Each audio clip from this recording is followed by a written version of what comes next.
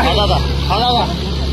नंतर आम्हाला सांगितलं की पैशाचं वाटप होत आहे, म्हणून आम्ही 10-20 कार्यकर्ते लकी हॉटेलवर आलो.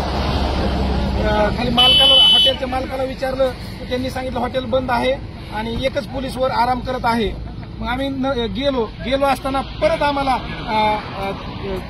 गेल्यासारखं केलो. तर आम्ही परत अचानक आलो तेव्हा पोलीस नेमकं खाली गेटवर उभा होता.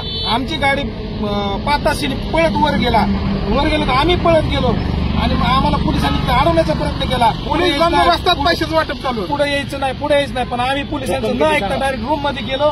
सगळे पैसे 8 लाख रुपये आणि राम शिंदे साहेब यांचे टिकर सगळ्या तिथे वस्तू पडलेल्या होत्या.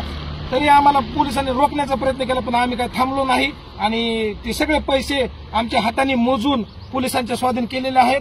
याद्या पण पोलिसांच्या टोटल रक्कम 5 ते 7 लाख रुपये होते. अजून त्यांनी इकडे तिकडे गायब केलेले आहेत. अजून 2-4 माणसं होते, अजून एक मोठी साथीदार होते, गायब केले, ते पळून गेले. सगळ्या याद्या आहेत, याद्यावर रक्कम कर. आम्ही सगळ्या याद्या पाहिले, तुमच्याकडे पण याद्या दिलेल्या. त्या याद्यावर पाहिलं तर 50 ते 60 लाख रुपयाच्या याद्या आहेत. व्हिडिओ समक्ष कबूल केलं की मला राम शिंदेने आणि त्यांच्या पीएने पाठवलं होतं आणि म्हणलं तुला इथं कसं काय, तर म्हणलं त्यांचे जाव आहेत आमच्या तालुक्यातले. मी त्यांचं नाव विचारलं, मित्र तुम्ही कुठले, तर ते म्हणले मी मंगळवेढ्याचा आहे, संजय खांडेकर साहेबांचा पाहुणा आहे. म्हणलं कोणते साहेब, एकनाथ शिंदे साहेब का? तो म्हणला नाही, राम शिंदे साहेब. आणि मला त्यांनी पाठवलं होतं याद्या, मला राम शिंदे साहेबांच्या पीएने याद्या दिलेल्या आहेत.